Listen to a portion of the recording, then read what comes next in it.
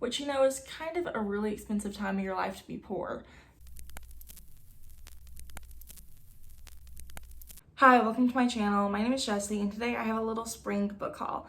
And I'm mostly calling it a spring book haul just because I'm uploading this video like in the middle of April, so it's pretty well into spring, but these are all books that I actually bought and received from the beginning of January until the end of March. I like doing book hauls every 3 months just because I feel like that way I have enough books to show without being too many if I waited longer, but some months I don't get very many books, but this is a pretty good book haul.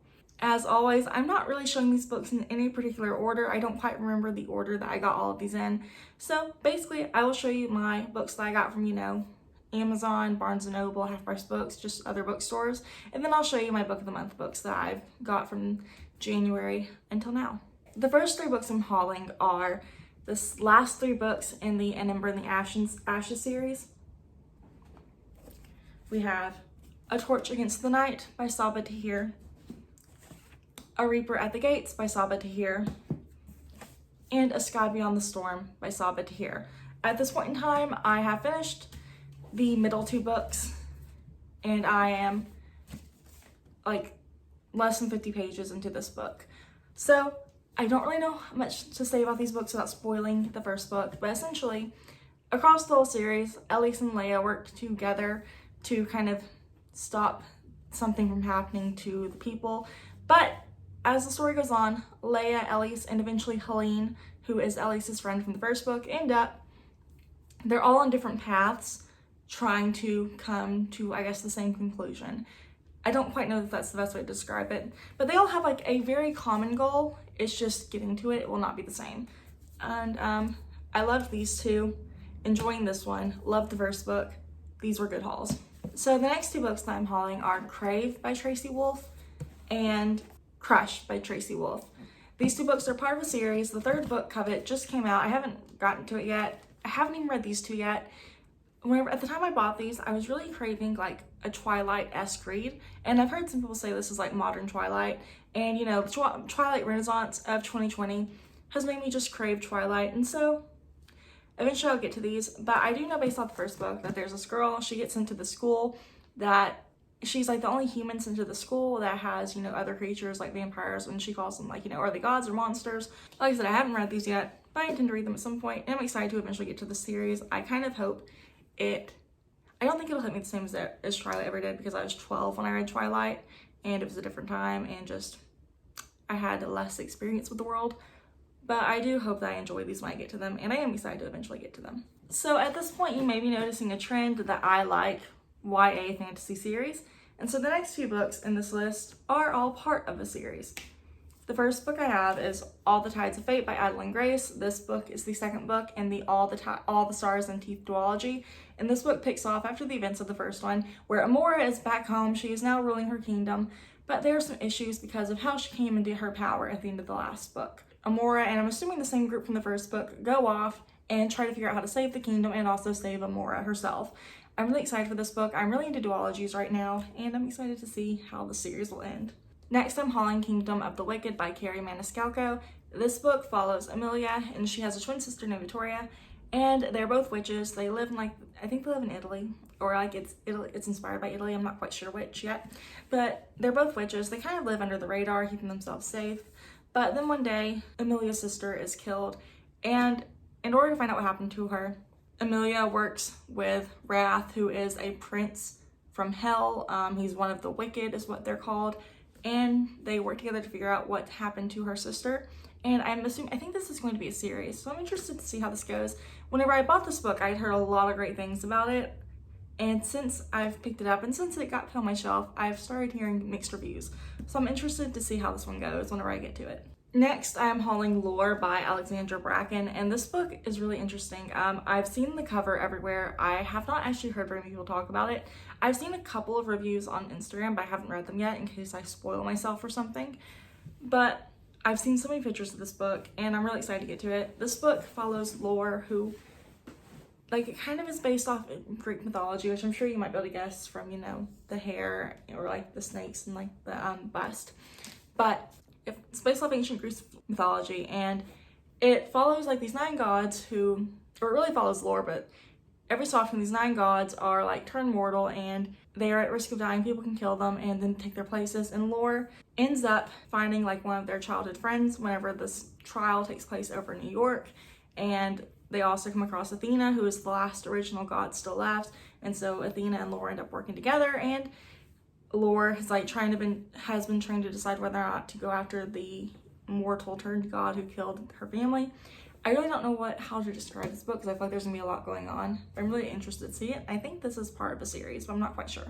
The next book I'm hauling is Lost in the Neverwoods by Aiden Thomas. This book follows Wendy, who years ago, she and her brothers were lost in the Neverwoods. I don't quite know how to explain it, but basically now kids are going missing again. Wendy made it out, her brothers never did. And so now that kids are going missing again, people come to her asking her, I guess, more questions, and she comes across Peter in the middle of the road and they end up working together to find the kids. That's basically the most basic summary I can think of.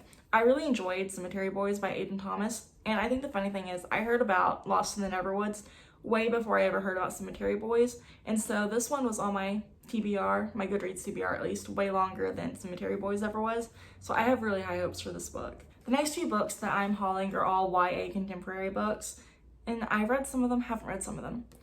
The first book I have is We Are Okay by Nina LaCour, and this book follows a girl. She is away for her freshman year of college, and she's kind of ran away from home.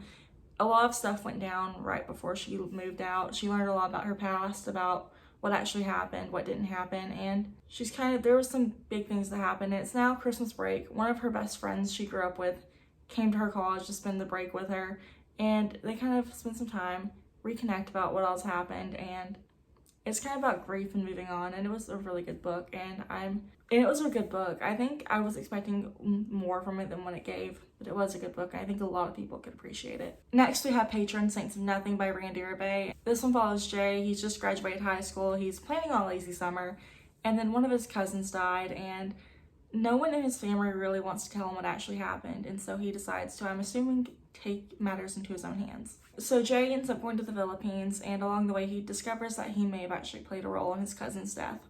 I haven't read this one yet.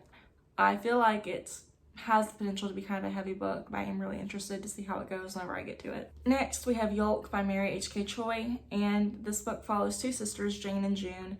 They are 3 years apart. They moved from Seoul, North Korea to San Antonio, Texas. Now they're in New York, and they were really close when they grew up, but now as adults, they're not very close anymore, and they don't seem to get along very well. And in this book, Jane, she's the older sister. She seems to have her life together. She's got a good job in finance. She's got a good apartment. And June, she's younger. She's still in college, which, is kind of a really expensive time of your life to be poor. And so, she's not living as nice as Jane is. And I don't know if she hasn't asked for help or she's not accepting help or what happens. But basically, her and Jane and June aren't particularly on speaking terms. And then Jane is diagnosed with cancer, and somehow June is the only one who can help her. And so I'm really interested to see how this goes. I'm really excited about this. I've read 2 other books by Mary H.K. Choi. I loved one, liked the other, and I'm interested to see how this one fares. Next, we have The Black Flamingo by Dean Atta. This is a novel written in verse, and this is about the main character kind of growing up and learning more about his identity and his sexual identity and like who he is and what he wants. But it was really interesting. It starts out with him as a child, and it goes from his experiences in elementary school all the way up to college. He feels like, maybe it's kind of obvious that he's gay, but he still comes out, and it's his experience coming out to his family, his friends, how everyone reacts to it, and how people either accept him or don't. It was a really good book. I really enjoyed it when I read it. This is one I've already read, by the way. Next, we have Concrete Rose by Angie Thomas. I really enjoyed this book. It was so interesting seeing Maverick's experience prior to The Hate U Give. This book follows Maverick, who's Star Carter's dad, Star from The Hate U Give, and it's his experience learning he's a father, learning how to take care of his family, that kind of stuff. Next, we have Get a Life, Chloe Brown by Talia Hibbert. I already read this one and I loved it. This book follows Chloe Brown. She has fibromyalgia. She kind of has this almost life or death experience,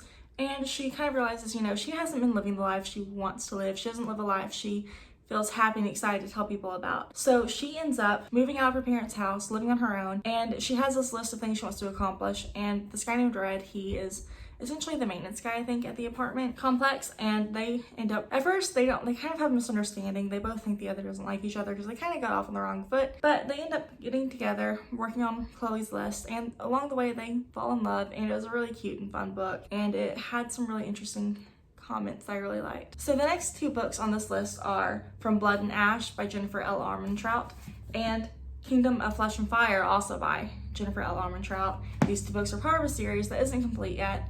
I think the 3rd book comes out sometime this year. I'll be honest, I don't know much about the series. It was the hype. The hype made me do it. I know that this is about, like, I think the names Poppy and Hawk are thrown around, and Poppy's a maiden, and so she's not really supposed to be touched or anything, or like no one's supposed to really mess with her, and she meets Hawk, and I don't know.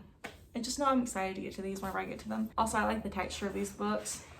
But I've heard, so far, I'm pretty sure I've only heard good things about these, so I'm really excited. Maybe I'll regret the hype, maybe I won't, but I am excited to see how I like these. The next 4 books are all my book of the month books that I've gotten from January until March. The first book I got was The Dating Plan by Sarah Desai, and I've already read this one, and it was a good book. I didn't love it, but it was good. This book follows Daisy and Liam. They've had a past together where they knew each other as kids, they grew up together, and there was this misunderstanding / falling out that has led Daisy hating Liam. And now it's like 10 years later, Daisy's got this family that really wants her to get married and fall in love, and Liam needs to get married to save his family's company, and so they end up working together. They end up with a fake engagement, and along the way they actually fall in love. That's not quite the whole story, but it's really cute, and it was fun. I just didn't love it the time that I read it, but I do think a lot of people could have fun with this book. The next book I have is The Prophets by Robert Jones Jr.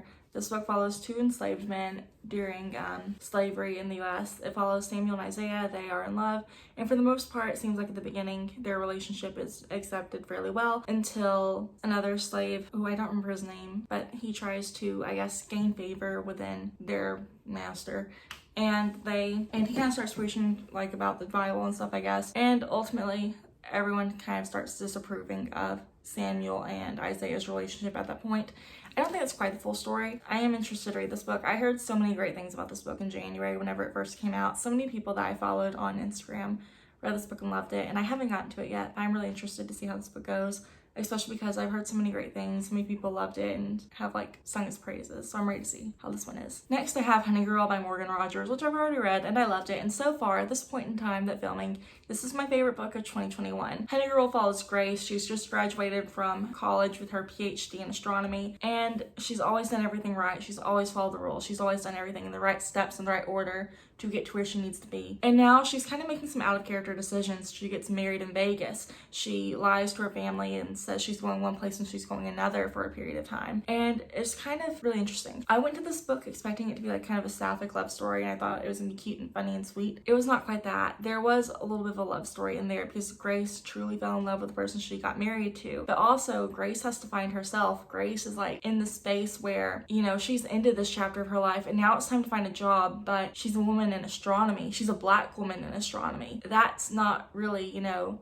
this field that's just so easy to get into. Along with her now being a Black woman, that's gonna make it even harder. And now she's stressed because she's always done everything the right way, but no one's listening to her when she says she needs a break. And she has to like learn to either to ask for help, and when people won't give her help, to take help into her own hands. And so it was a really good book. I really love this book so freaking much. Yeah, if you get a chance to read this one, do it. The final book that I have gotten from the beginning of January until the end of March is The Final Revival of Opal and Nev by Donnie Walton. This book I have heard is compared to Daisy Jones and the Six. At this point in time, I haven't read it yet, but I'm excited to read it. This book primarily follows Opal, and in the 1970s, she meets Nev in this bar in New York, and they end up making music together, being rock stars together, I guess, and they sign her to this record label, and I think things go well for a while. But then eventually, another band under the label decides to show up with a Confederate flag, and Opal is a Black woman.